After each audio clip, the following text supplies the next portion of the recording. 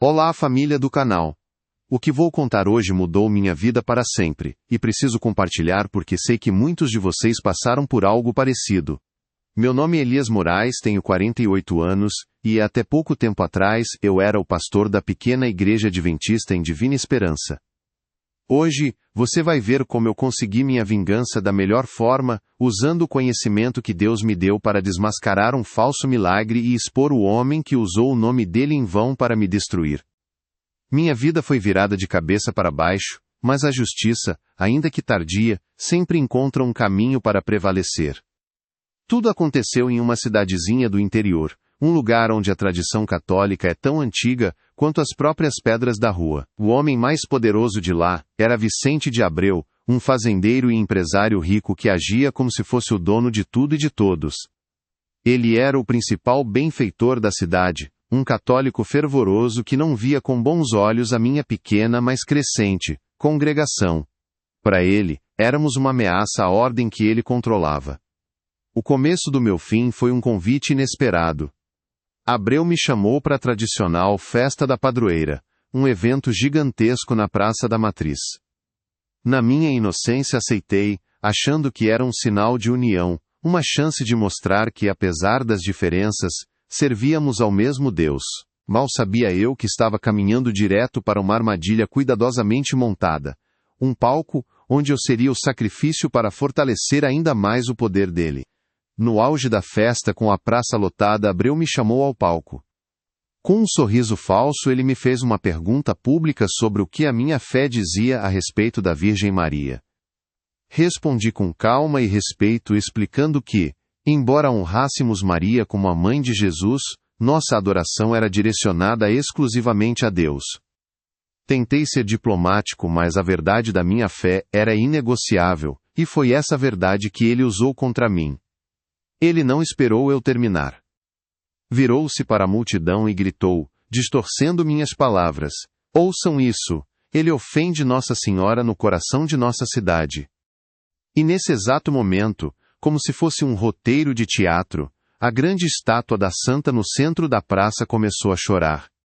Eram lágrimas grossas, oleosas, que escorriam pelo rosto de pedra. O povo ficou em choque, e o choque rapidamente virou fúria, uma fúria direcionada a mim. Abreu, com um dedo trêmulo apontado na minha direção, selou meu destino. "Vejam, o próprio céu chora por sua heresia. Você está amaldiçoado", ele berrou. A festa se transformou em um tumulto, um linchamento público. As pessoas, antes pacíficas, agora me olhavam com ódio, como se eu fosse um demônio. O que era para ser um gesto de paz, virou um tribunal a céu aberto, e eu era o réu condenado sem direito à defesa. Precisei ser escoltado pela polícia para sair vivo de lá, enquanto a multidão gritava, "Herege!" e atirava coisas em minha direção. A notícia do milagre de Divina Esperança se espalhou como fogo em palha seca. Em poucas horas eu não era mais um pastor. Eu era o homem que fez a santa chorar, o vilão de uma história que não era minha. Minha reputação, construída com anos de trabalho honesto e fé, foi destruída em minutos. Naquela mesma noite as consequências começaram. Minha igreja foi vandalizada, pichada com ofensas. Uma semana depois, um incêndio misterioso a destruiu por completo. O laudo oficial? Falha elétrica. Ninguém foi investigado. Meus fiéis, com medo de represálias, começaram a se afastar. Perdi meu rebanho, minha igreja e minha casa, que pertencia à congregação. Perdi tudo por causa de uma mentira. Fui forçado a deixar a cidade com minha família, humilhado publicamente. Enquanto eu dirigia para longe, via as pessoas nos vaiando, jogando lixo no meu carro. Pela televisão, assistia a entrevistas de Vicente de Abreu falando sobre a cidade abençoada, enquanto meu nome era arrastado na lama. Aquela humilhação plantou em mim uma semente, não de ódio, mas de uma raiva fria e justa, uma sede por verdade. Ouça minha história até o fim e me diga, o que você teria feito no meu lugar? Meu nome é Elias Moraes, tenho 48 anos, e até 2 anos atrás, minha vida era dedicada a Deus e à pequena comunidade que eu pastoreava. Hoje, estou aqui para contar como um homem, movido pela soberba, usou o nome do Senhor para me destruir publicamente, me acusando de um sacrilégio que abalou uma cidade inteira. Ele armou um circo, com direito a um falso milagre, e me transformou no demônio da história. Perdi tudo. Minha igreja, minha casa, minha reputação. Mas o que ele não sabia é que antes de ser pastor, eu era um homem da ciência. Ouça esta história até o fim e me diga, o que você teria feito no meu lugar? Tudo aconteceu em Divina Esperança, um lugar onde a fé católica molda cada esquina e cada alma. O homem mais poderoso de lá, Vicente de Abreu, me convidou para a festa da padroeira. Achei que era um gesto de paz, uma ponte entre nossas fés. No auge do evento, com a praça lotada, ele me colocou no palco e me fez uma pergunta sobre a Virgem Maria. Respondi com a verdade da minha doutrina, com respeito, mas sem me curvar. Foi a isca perfeita para sua armadilha, e eu, na minha inocência, mordi sem hesitar. Ele mal me deixou terminar a frase. Virou-se para a multidão, com o rosto transfigurado de uma fúria ensaiada, e gritou que minhas palavras eram uma ofensa. E nesse exato instante, como se o céu estivesse em seu roteiro, a estátua da santa, no centro da praça, começou a chorar. Não eram lágrimas de água, mas um óleo grosso e escuro, que escorria pelo rosto de pedra. O espanto do povo virou um ódio cego, e todos os olhares se voltaram para mim, o herege que fez o divino chorar. Vicente de Abreu, com o dedo trêmulo apontado na minha direção, me sentenciou diante de todos. Vejam, o próprio céu chora por sua heresia. Você está amaldiçoado. Ele berrou, e a multidão rugiu em concordância. A festa virou um tribunal, e eu fui condenado sem direito à defesa. Precisei ser escoltado pela polícia para não ser linchado ali mesmo, enquanto ouvia os gritos de blasfemo, e sentia o lixo que atiravam em minha direção. Em poucos minutos, minha vida virou um inferno. Naquela noite a perseguição começou. Minha igreja foi vandalizada e, uma semana depois, um incêndio a reduziu a cinzas. O laudo disse que foi um curto-circuito, mas todos sabiam a verdade. Meus fiéis, com medo, se afastaram. Perdi meu rebanho, meu lar e minha dignidade. Fui expulso da cidade como um criminoso, enquanto Abreu se deleitava com a fama de sua cidade abençoada. A humilhação plantou em mim uma sede, não de vingança, mas de justiça, uma justiça que eu mesmo teria que buscar. Minha história não começou em Divina Esperança. Nasci no interior de Minas, numa família simples, de gente que acordava antes do sol e só parava quando o corpo não aguentava mais. Meu pai era carpinteiro e minha mãe costureira. Eles não tinham muito estudo, mas me deram o que dinheiro nenhum pode comprar: fé em Deus e o valor do trabalho honesto. Aprendi com eles que a vida é construída com as mãos, e que o caráter de um homem é a sua única verdadeira posse. Desde pequeno, eu era curioso. Enquanto meus amigos jogavam bola, eu gostava de desmontar rádios velhos para ver como funcionavam. Queria entender o porquê das coisas, a lógica por trás do mundo. Essa curiosidade me levou para os livros, para a ciência.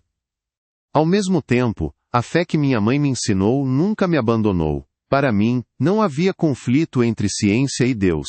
Via a mão do Criador em cada equação, em cada lei da física. Saí de casa aos 17 anos para estudar engenharia química na capital. Foi um choque. Eu era um rapaz do interior com sotaque carregado, no meio de gente que parecia viver em outro mundo. Sofri preconceito, passei noites em claro estudando para acompanhar o ritmo e trabalhei em lanchonetes para pagar minhas contas. Foram anos difíceis, de muita solidão e sacrifício, mas cada dificuldade me deixava mais forte e mais determinado a vencer. E eu venci. Me formei com honras, e consegui um emprego excelente em uma grande indústria. Eu era bom no que fazia, muito bom. Desenvolvia novos compostos, otimizava processos, e em poucos anos, já tinha um cargo de liderança. Tinha um bom salário, um apartamento confortável, um carro do ano. Tinha tudo o que a sociedade diz que um homem precisa para ser feliz. Mas, no fundo, sentia um vazio que nada daquilo conseguia preencher. Conheci minha esposa, Sara, nessa época. Ela era professora, uma mulher de uma fé serena e de uma força que me inspirava.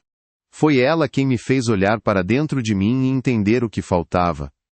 O sucesso profissional era gratificante, mas minha alma ansiava por um propósito maior. Comecei a frequentar a igreja com ela, a estudar a Bíblia com outros olhos, não apenas como um livro de histórias, mas como um manual para a vida. Aos poucos senti o chamado de Deus. Foi algo que cresceu dentro de mim, uma certeza de que eu deveria usar minha vida para servir as pessoas, não a uma corporação. A decisão de abandonar minha carreira de engenheiro para entrar no seminário foi a mais difícil que já tomei. Meus colegas de trabalho acharam que eu tinha enlouquecido. Trocar um salário de executivo por uma vida de pastor parecia uma loucura para o mundo. Sara, no entanto, me apoiou incondicionalmente. Ela sabia que aquele era o meu caminho.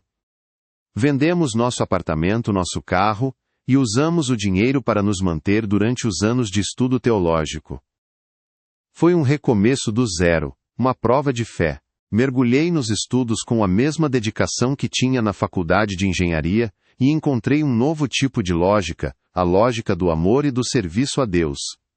Depois de formado, fui designado para a pequena congregação de Divina Esperança.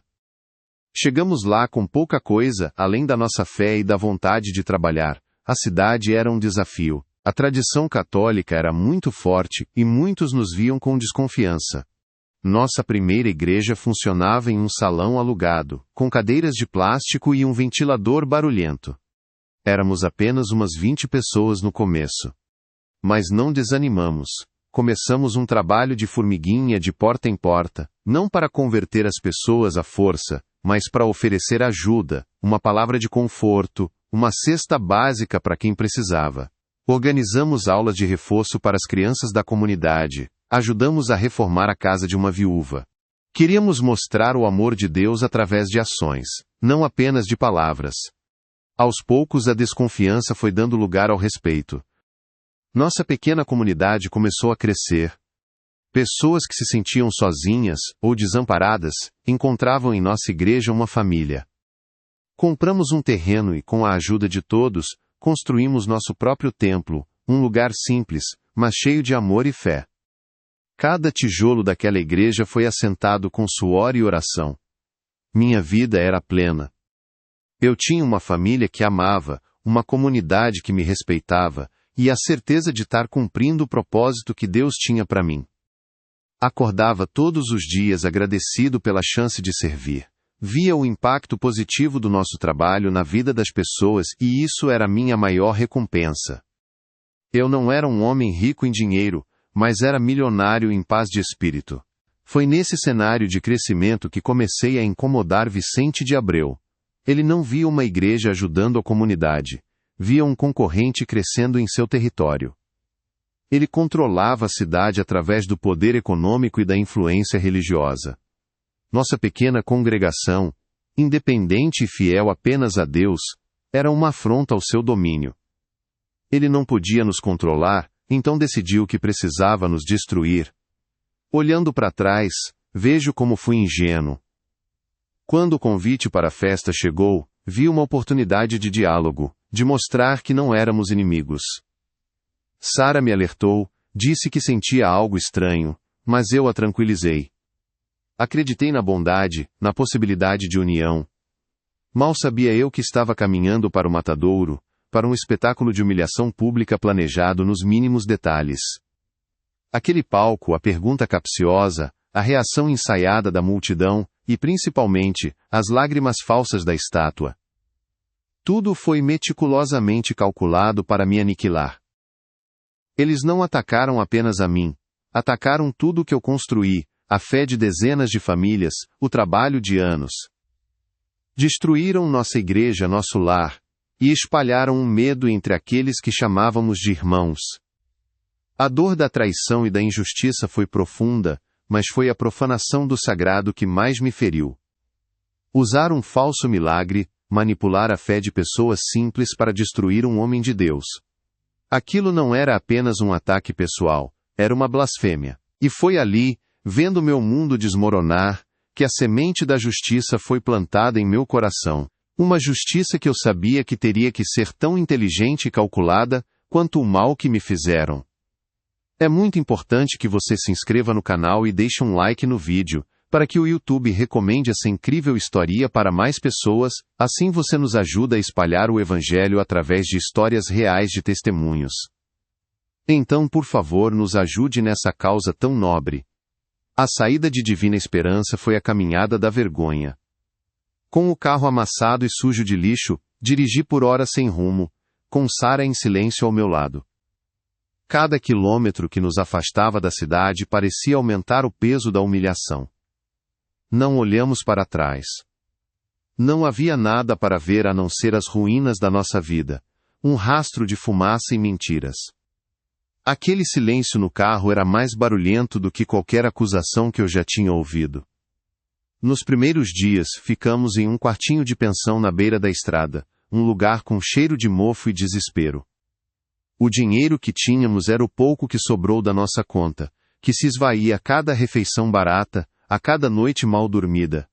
Pela TV do quarto, vi o rosto de Vicente de Abreu em todos os canais.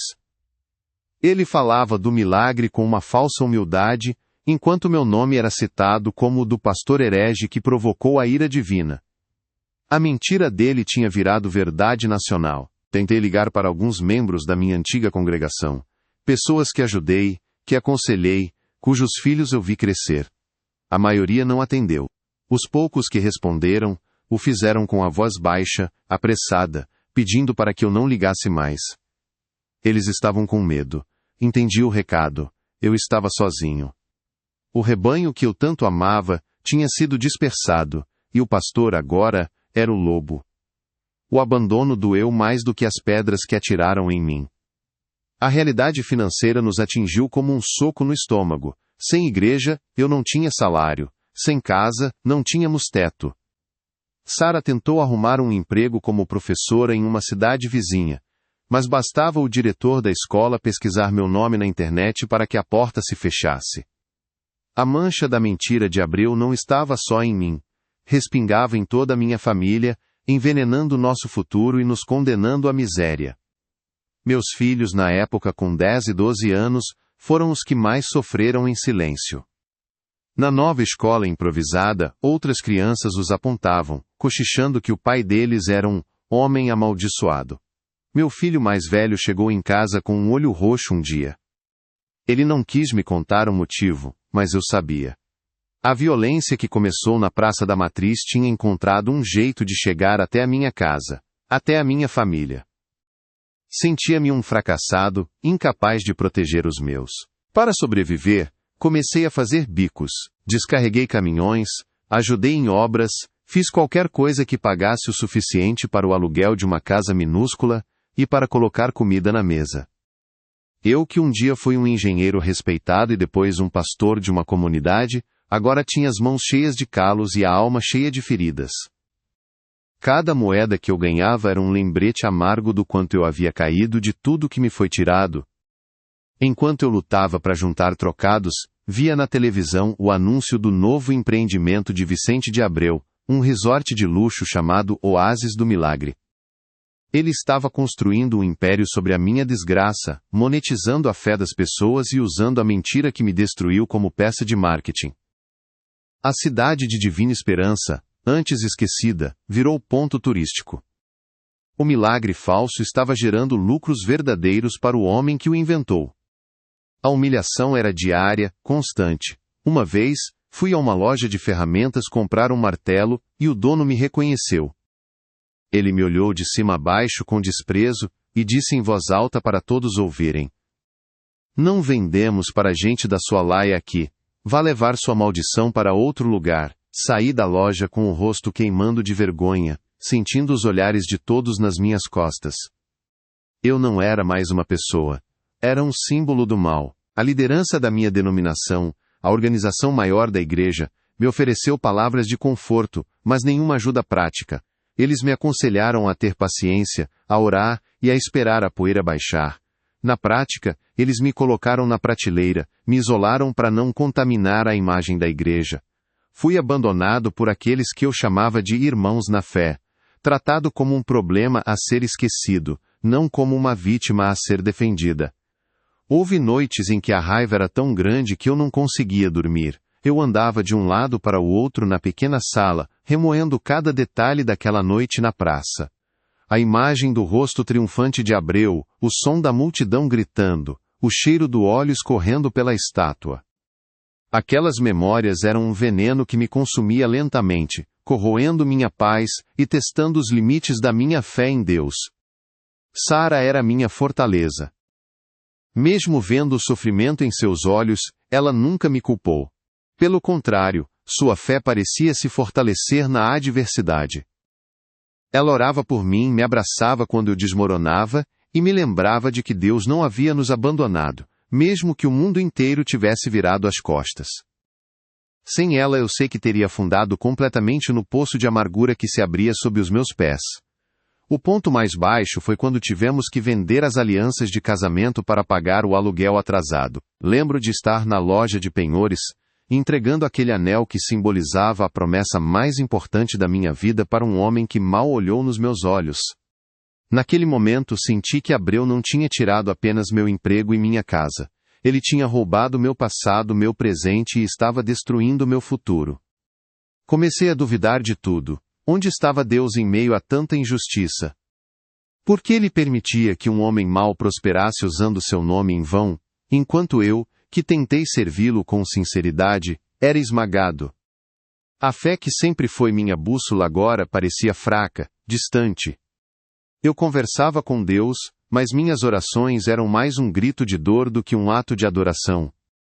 O silêncio que eu recebia em troca era ensurdecedor. Aos poucos, a raiva começou a se transformar.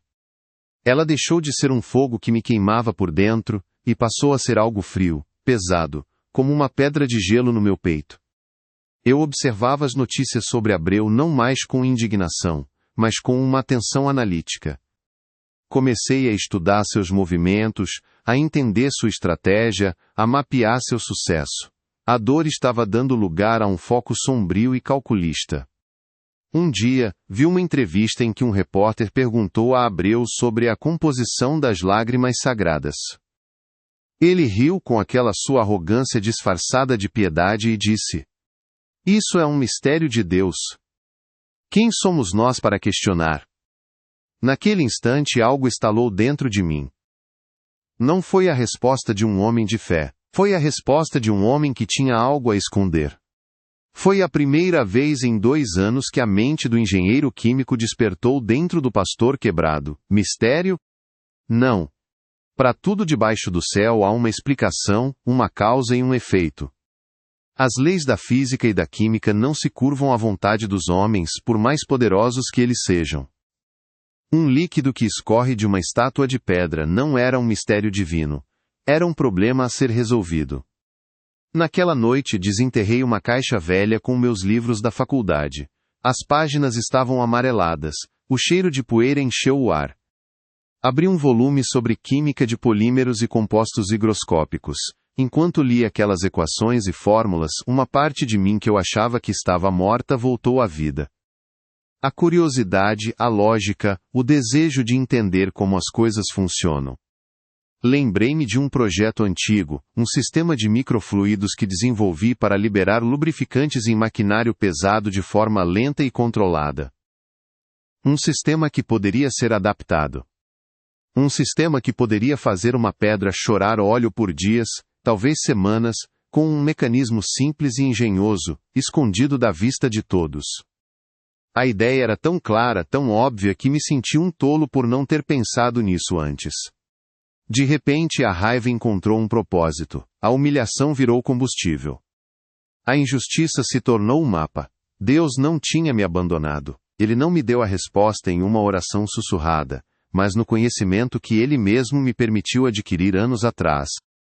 Minha formação em engenharia não tinha sido um desvio de rota no meu chamado. Tinha sido a preparação para a guerra que eu estava prestes a travar.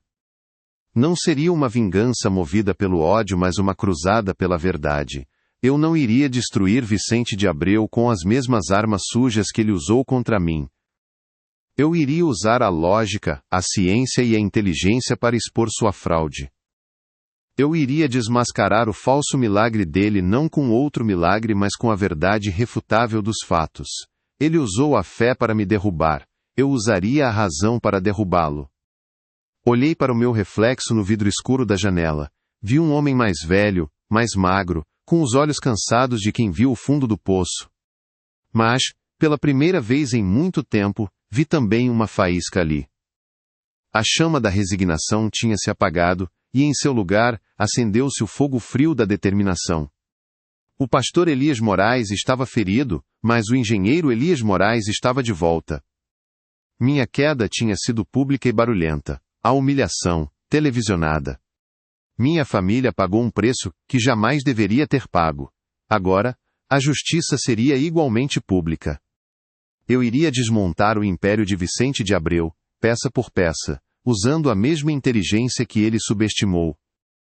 A armadilha dele foi bem feita, mas a minha seria perfeita. Afinal, a Bíblia nos ensina em Lucas 8:17 da manhã, pois não há nada oculto que não venha a ser revelado, e nada escondido que não venha a ser conhecido e trazido à luz. Abreu tinha escondido sua mentira atrás de uma estátua. Eu iria colocar a verdade dele sob os holofotes, para que o mundo inteiro pudesse ver a fraude que ele era. A dor ainda estava lá, mas agora ela tinha uma direção. O sofrimento não era mais um peso morto me afogando, mas a força que impulsionaria cada passo do meu plano. Eu não sabia exatamente como nem quando, mas eu tinha uma certeza absoluta. A queda de Vicente de Abreu seria tão espetacular quanto a sua ascensão. E eu seria o arquiteto dela. O tempo de chorar havia acabado. O tempo de planejar havia começado. Eu me ajoelhei ali, no chão frio da minha casa alugada, não para pedir a Deus que punisse meu inimigo, mas para pedir sabedoria, paciência e coragem, para fazer o que precisava ser feito. A justiça divina às vezes precisa de um instrumento humano para ser executada, e eu estava pronto para ser esse instrumento. Vicente de Abreu, em sua arrogância, cometeu um erro fatal. Ele me subestimou. Ele olhou para mim e viu apenas um pastor de uma igreja pequena, um homem de fé simples, fácil de esmagar. Ele nunca se deu ao trabalho de perguntar o que eu era antes de servir a Deus.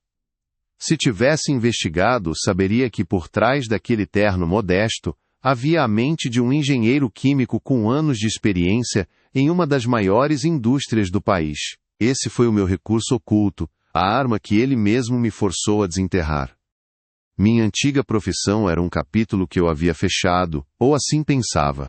Para mim a ciência e a fé sempre caminharam juntas, mas eu tinha escolhido dedicar minha vida à segunda. No entanto, quando Abreu usou um truque barato para simular um ato divino, ele não ofendeu apenas a minha fé, ele desafiou a minha inteligência. Ele insultou as próprias leis da natureza que Deus criou.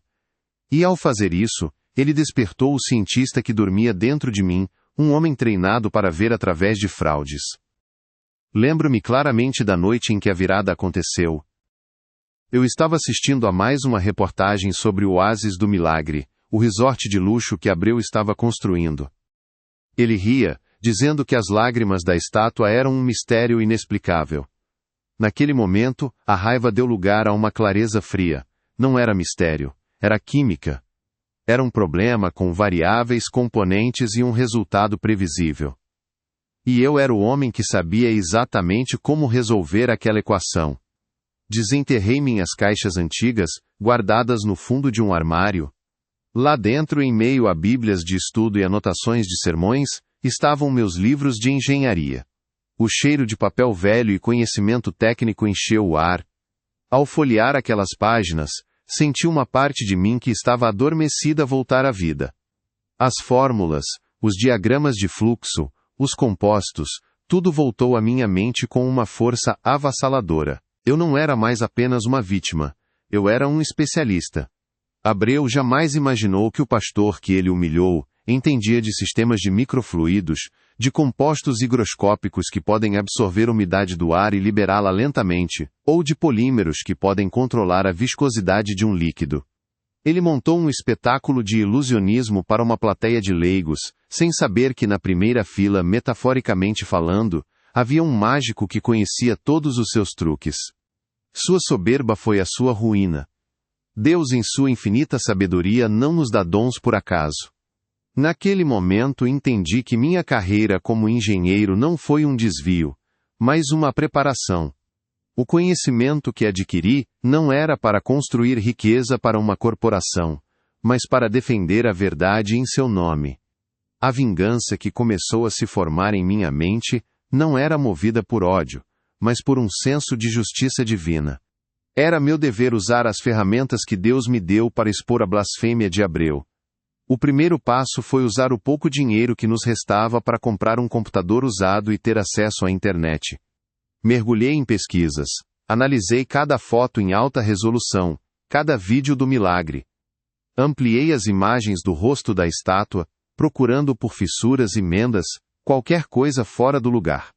Foi quando notei uma linha quase imperceptível, uma junção de pedra que não parecia natural, bem acima dos dutos lacrimais da escultura. Era a prova que eu precisava. Minha mente de engenheiro começou a trabalhar em alta velocidade. O sistema era engenhoso, eu tinha que admitir. Provavelmente um pequeno reservatório escondido na cabeça da estátua, conectado por microtúbulos aos olhos, liberando a mistura de óleo e glicerina por um mecanismo de tempo ou de controle remoto. Uma fraude sofisticada, mas ainda assim uma fraude, e toda fraude deixa um rastro, por menor que seja. Com a teoria em mãos, eu precisava de um plano prático. Eu não podia simplesmente aparecer e acusá-lo. Ninguém acreditaria no pastor herege. Eu precisava de uma nova identidade, de uma forma de me aproximar dele, de entrar em seu círculo de confiança. Precisava me tornar alguém que ele respeitaria e, mais importante, alguém de quem ele precisaria. A transformação de Elias Moraes havia começado. Vendi um pequeno terreno que havia herdado do meu pai anos atrás. Um pedaço de terra no interior que eu guardava por valor sentimental. Com aquele dinheiro, mudei nossa aparência, cortei o cabelo, comprei ternos caros, aprendi a falar com a confiança fria de um homem de negócios. Nasceu ali o Sr. Júlio Campos, um consultor de investimento supostamente interessado no potencial turístico de Divina Esperança. Sara foi minha cúmplice e minha consciência. Ela me ajudou a ensaiar minha nova personalidade, a controlar minhas emoções, a nunca deixar o ódio transparecer. Ela me lembrava todas as noites que nosso objetivo não era a destruição de um homem, mas a restauração da verdade. Sua fé me manteve no caminho certo, garantindo que minha busca por justiça não me transformasse em um monstro como Abreu. Meu conhecimento técnico era a minha carta de entrada. Preparei uma apresentação impecável sobre otimização de recursos hídricos e energéticos para grandes empreendimentos, como o resort de Abreu. Usei termos técnicos, projetei lucros e mostrei uma expertise que o impressionou profundamente. Ele, que só entendia de dinheiro e poder, ficou fascinado por alguém que entendia a alma técnica do seu projeto. O peixe estava mordendo a isca. Abreu me deu acesso total às plantas do resort e à área ao redor da praça, sob o pretexto de que eu estava fazendo um estudo de viabilidade para meus investidores. Ele me via como um recurso valioso, uma mente brilhante que o ajudaria a lucrar ainda mais. Mal sabia ele que, enquanto eu analisava suas planilhas, minha verdadeira missão era encontrar as falhas em sua maior mentira. Foi durante uma dessas visitas técnicas que consegui o que precisava. Com a desculpa de analisar o sistema de irrigação da praça, tive acesso aos registros de manutenção e às empresas contratadas para as reformas antes da fatídica festa. E lá estava, uma pequena empresa de serviços de perfuração de precisão, uma subsidiária de uma das construtoras de Abreu, havia trabalhado na estátua uma semana antes do milagre. Era a ligação que faltava. Com a prova em mãos, o plano final tomou forma. Eu não iria apenas expor a fraude antiga, eu criaria uma nova, bem debaixo do nariz dele. Usaria meu conhecimento para criar um contra-milagre, um fenômeno tão espetacular que faria o dele parecer brincadeira de criança. E eu o faria reivindicar a autoria, para que quando a verdade viesse à tona, a queda fosse ainda maior. A vingança estava pronta para ser servida, não quente, mas com a precisão fria de um cálculo de engenharia. Antes de revelar como ocorreu a vingança, é muito importante que você se inscreva no canal e deixe um like no vídeo, para que o YouTube recomende essa incrível história para mais pessoas. Assim, você nos ajuda a espalhar o Evangelho através de histórias reais de testemunhos. Então, por favor, nos ajude nessa causa tão nobre. A noite da gala para o lançamento do Oásis do Milagre era o palco perfeito. Imprensa, investidores, políticos, toda a elite que Vicente de Abreu havia comprado estava lá, celebrando sua genialidade e sua bênção. Eu, como o respeitado consultor Júlio Campos, circulava entre eles, com um copo de água na mão e o coração martelando no peito. Meu rosto era uma máscara de calma profissional, mas por dentro cada fibra do meu ser vibrava com a tensão da batalha que estava prestes a começar. Eu observava Abreu no palco, banhado pelas luzes, o retrato da soberba. Ele não fazia ideia de que seu castelo de mentiras estava a minutos de desmoronar. No exato momento em que o sol se pôs, e Abreu começou seu discurso pomposo, o meu contramilagre se manifestou. O grande chafariz no centro do pátio, que antes jorrava água comum, começou a brilhar. Não era uma luz forte, mas um brilho dourado e suave que parecia nascer de dentro da própria água, iluminando o anoitecer. A multidão parou de respirar por um segundo, e depois vieram os sussurros de espanto. Era um fenômeno lindo, etéreo, e para eles, inexplicável. Era muito mais impactante do que as lágrimas oleosas de uma estátua. Eu tinha criado um espetáculo que ele não poderia ignorar. Vicente de Abreu, cego pela própria arrogância, caiu na armadilha como uma criança. Ele olhou para a fonte brilhante, e um sorriso de puro êxtase tomou conta de seu rosto. Ele não questionou, não duvidou. Em sua mente aquilo só podia ser mais um sinal divino, uma confirmação de que ele era o escolhido de Deus. Ele ergueu os braços para o céu, interrompeu seu discurso e gritou, com a voz embargada de uma falsa emoção: "Vejam, Deus nos abençoa novamente. Ele aprova esta obra." Ele reivindicou o crédito, selando seu destino diante de centenas de testemunhas e câmeras de televisão. Com o sorriso dele no auge da glória, caminhei calmamente até o microfone que estava reservado para mim, como investidor. O barulho da multidão cessou quando comecei a falar. "Milagres são belos, Sr. Abreu." Comecei, com a voz firme e clara. "Mas este tem um nome científico: quimioluminescência." Um silêncio confuso se instalou. Abreu me olhou, a irritação começando a tomar o lugar da euforia. Ele não entendia o que estava acontecendo, mas sentia que o controle da sua festa estava escapando de suas mãos. A plateia, antes em êxtase, agora me olhava com uma curiosidade apreensiva. O telão gigante que eu havia alugado para minha suposta apresentação de investidor ganhou vida. Nele um vídeo pré-gravado começou a rodar. Em uma linguagem simples, que qualquer um poderia entender, eu expliquei e demonstrei como um composto químico inofensivo, à base de luminol, quando introduzido no sistema de bombeamento da fonte, reage com a água e cria aquele brilho espetacular. O vídeo mostrava eu mesmo preparando a solução e inserindo-a discretamente no sistema horas antes. A mágica se desfez, dando lugar à fria e inegável ciência. O murmúrio na multidão já não era de admiração, mas de dúvida. Mas a minha apresentação não tinha acabado. O slide seguinte mostrava a análise química detalhada das lágrimas sagradas da estátua, uma mistura barata de glicerina e azeite de oliva, para dar viscosidade. Em seguida, fotos em alta resolução da cabeça da estátua, revelando a microperfuração e o sistema de tubos oculto. E o golpe final, uma cópia dos registros financeiros que ligavam a pequena empresa de perfuração de precisão a uma das construtoras de fachada de Vicente de Abreu. A fraude inteira, do começo ao fim, estava exposta em cores vivas para o mundo inteiro, vereador. O caos explodiu, investidores gritavam ao celular, repórteres corriam para o palco, e a multidão, sentindo-se enganada, começou a vaiar o homem que antes venerava. Em meio ao tumulto, peguei o microfone uma última vez e revelei minha identidade. Meu nome é Elias Moraes, o pastor que este homem tentou destruir. Olhei diretamente para Abreu, cujo rosto estava pálido de choque e fúria. E então, Eu disse as palavras que guardei por 2 anos. A verdade de Deus não precisa de uma mentira para ser defendida. Não esperei para ver a polícia chegar. Apenas me virei e fui embora, deixando o falso profeta para ser devorado pelos lobos que ele mesmo criou. Minha dignidade estava restaurada.